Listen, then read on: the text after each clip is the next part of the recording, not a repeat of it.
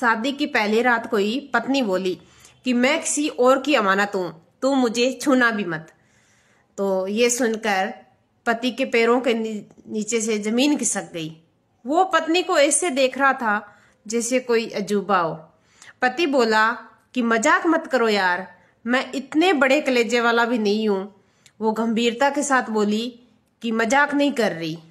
पति का दिल दुख गया और उसे बहुत गुस्सा आने लगा। वो गुस्से को दबाते हुए बोला कि ये बात तुम मुझे पहले भी बता सकती थी।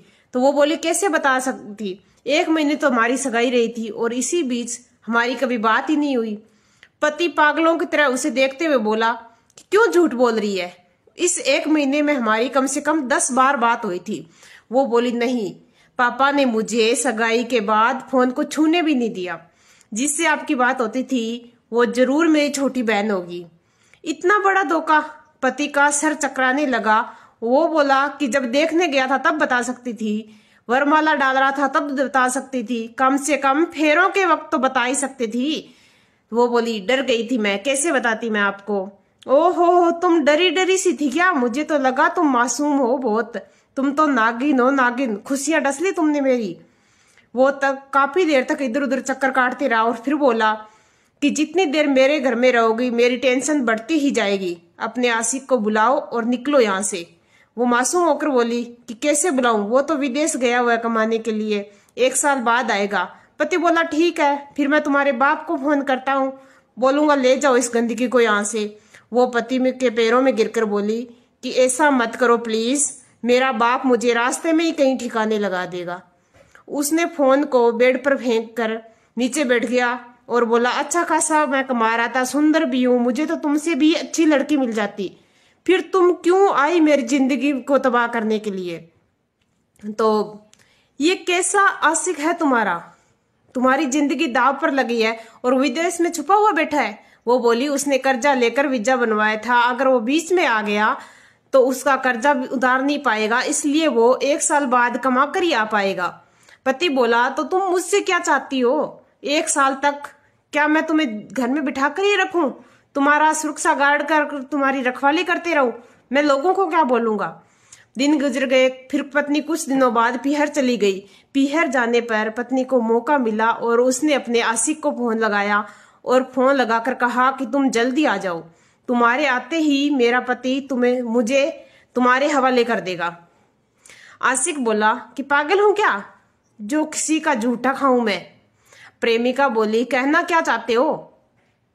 वो जोर से चिल्लाते हुए बोला इतने दिनों से तुम उसके साथ रह रही हो, क्या तुम्हें वो छुएगा भी नहीं? मैं नहीं मानता इस बात को। प्रेमिका बोली तुम्हारे मुंह से बस मैं तुम्हें यही कहलवाना चाहती थी, बाकी मुझे तुम जिंदगी में मिलो तो तुम मुझे बेवफा ना कह सको, इसलिए बस। बाकी सुनो, वो बिल्कुल वैसा ही है जैसा मैं तुम्हें बता रही हूँ। उसके साथ रहने से मुझे एहसास हो गया कि प्यार क्या होता है। अब मैं सोचती हूँ कि तुमसे मुझे प्यार कभी हुआ ही नहीं था, तुम तो मेरे जवानी की एक जिद थी, तुम तो मेरे उस जवानी का एक आकर्षण मात्र थे। प्यार तो मुझे मेरे पति से ही हुआ है, जो मुझे मेरे प्रेम प्रसंग के बारे में जानते हुए भी मुझे रहने की जगह दी, इज्जत दिया, मान सम्मान दिया, ये कहकर कि मेरी होकर रहेगी तो रह जाएगी, अगर किसी नहीं तो किसी चली जाएगी। उसने मेरे साथ कोई जबरदस्ती नहीं की।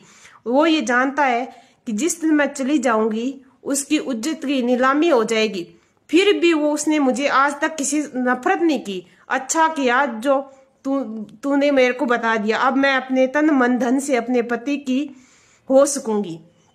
वैसे भी मैंने तुम्हारा रवैया जानने के लिए तुम्हें फोन किया था, वरना मांग सिंदूर भरवाते ही मैं तन मन धन और शान से उसकी हो चुकी थी।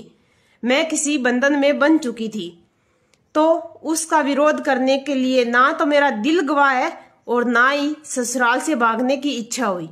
प्रेमिका ने इतना कहकर फोन काट दिया और फिर अपने पति को फोन लगाया। वो बोला हेलो कौन? पत्नी बोली मैं आपकी पत्नी बोल रही हूँ, 1 महीना हो गया, लेने क्यों नहीं आए हो? पति बोला किस हक से आओ? पत्नी बोली उसी हक से आओ जिस हक से एक पति आता है। पति ने दिल रखते हुए पूछा कि कितने दिनों के लिए आना चाहती हो? पत्नी बोली, हमेशा के लिए, जन्मों जन्म के लिए। उधर से कोई आवाज नहीं आई। पत्नी बोली, रो रहे हो क्या?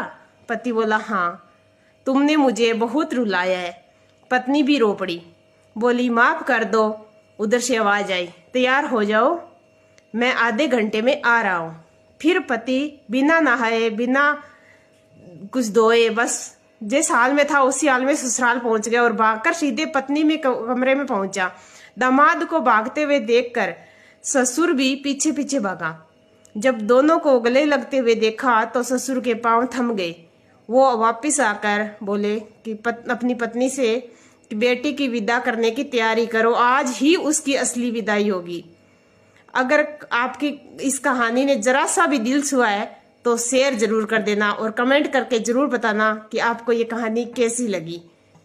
धन्यवाद।